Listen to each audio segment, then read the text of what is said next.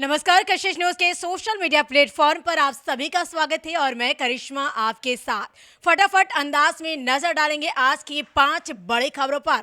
और सबसे पहले बात, पीएम मोदी त्रिपुरा के अगरतला में स्वामी विवेकानंद मैदान में एक जनसभा में शामिल हुए।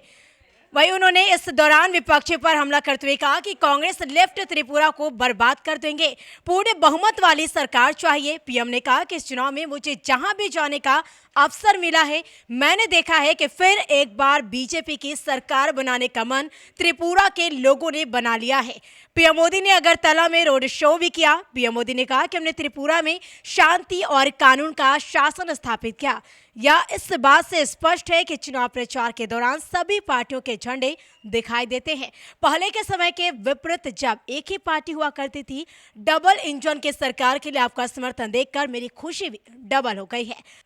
और अब बात मुख्यमंत्री नीतीश कुमार की समाधान यात्रा की करेंगे। तो रोहतास और औरंगाबाद में समाधान यात्रा के क्रम में मुख्यमंत्री नीतीश कुमार अलग अलग विभागों के अंतर्गत चल रही विकास योजनाओं का निरीक्षण किया, जायजा लिया और साथ ही रोहतास जिला अंतर्गत सासाराम सदर प्रखंड के मोकर में राजकीय अन्य पिछड़ा वर्ग कन्यावासी +2 उच्च विद्यालय परिसर में नवनिर्मित छात्रावास भवन का फीता काटकर उद्घाटन किया। गंगा छात्रावास का निरीक्षण कर छात्राओं को रहने और दी जाने वाली सुविधाओं के संबंध में अधिकारियों से पूरी जानकारी ली। वहीं औरंगाबाद के कंचनपुर पंचायत में सीएम नीतीश ने अलग अलग कार्य योजनाओं का जायजा लिया और साथ ही अधिकारियों के साथ बैठक कर कई दिशा निर्देश भी अधिकारियों को दिए गए। बिहार के चर्चित सीनियर आईपीएस अधिकारी विकास वैभव को जान का खतरा सता रहा है। विकास वैभव ने कहा कि मैं अभी जिस पद पर मौजूद हूं, उस पद से मुझे मुक्त किया जाए। आपको बता दें कि बिहार के सीनियर आईपीएस विकास वैभव ने कारण बताओ नोटिस का जवाब तो नहीं दिया, लेकिन 4 पन्ने का चिट्ठी अपर मुख्य सचिव गृह विभाग को जरूर लिखी है। आईजी वैभव ने पत्र में लिखा कि डीजी मैडम ने मुझे 3 बार ब्लडी आईजी सभी के सामने कहा गया। डीआईजी विनोद कुमार को अपमानित करके गेट आउट कहकर सभा कक्ष से बाहर निकाल दिया गया। इन कारणों से मैं अत्यंत विचलित और मानसिक रूप से द्रवित हो उठा हूँ। बैठक के बाद हुए अपमान के कारण मुझे पूरी रात नींद नहीं आई। मेरी समझ में नहीं आ रहा था कि क्या किया जाए। उसी मनोदशा में देर रात 1:45 में एक ट्वीट करने की इच्छा हुई और मैंने ट्वीट कर दिया। परंतु कुछ देर बाद मुझे लगा कि ट्वीट नहीं करते हुए मुझे सरकार को अवकाश के लिए आवेदन देना चाहिए। मैंने ट्वीट को डिलीट कर दिया। ट्वीट डिलीट करने के पश्चात ट्वीट के प्रसारण में मेरी कोई भूमिका नहीं रही है। इसमें उन्होंने वर्तमान पद से मुक्त करने का आग्रह कहा है।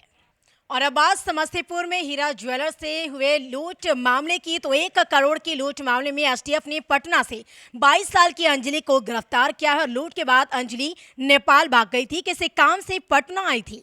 एसटीएफ ने रविवार देर शाम उसे गिरफ्तार किया है। और बता दें कि 3 दिसंबर 2022 को मोहनपुर रोड स्थित हीरा ज्वेलर्स में 1 करोड़ की लूट हुई थी। इस लूट की मास्टरमाइंड अंजलि थी। उसने 8 साथियों के साथ मिलकर इस लूट को अंजाम दिया था। कुछ आरोपी पहले गिरफ्तार हो चुके हैं, जिनसे कुछ जेवर मिले थे।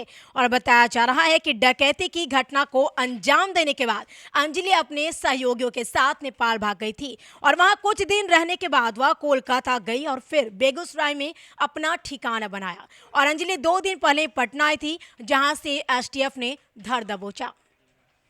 बिहार के बाहुबली नेता आनंद मोहन की बेटी सुरभि आनंद की हल्दी संगीत की रस्में शुरू हो गई है और इसमें सुरभि पीले रंग की राजस्थानी लहंगे में नजर आ रही है। इस लहंगे में सुरभि रजवाड़े लुक में दिख रही है। वहीं आनंद मोहन के साथ उनकी पत्नी लवली आनंद, बेटे चेतन आनंद और अंशुमन आनंद भी इस फंक्शन को एंजॉय करते दिख रहे हैं। हल्दी और संगीत के फंक्शन में परिवार की महिलाएं गानों पर झूमती दिख रही है। 15 फरवरी को आनंद मोहन की बेटी सुरभि आनंद की शादी है और शादी में 10,000 से अधिक लोगों के आने का अनुमान है, लेकिन उससे पहले शादी की रस्में शुरू हो चुकी है। तो ये थी आज की 5 सबसे बड़ी खबर। फिर होगी मुलाकात इसी तरीके से 5 बड़ी खबरों के साथ, और तब तक के लिए आप बने रहिए कशिश न्यूज के साथ। और साथ ही कशिश न्यूज के सोशल मीडिया प्लेटफॉर्म को भी आप लाइक करिए, सब्सक्राइब करिए, ताकि हर खबर आप तक पहुंच सके। मुझे दीजिए इजाजत, नमस्कार।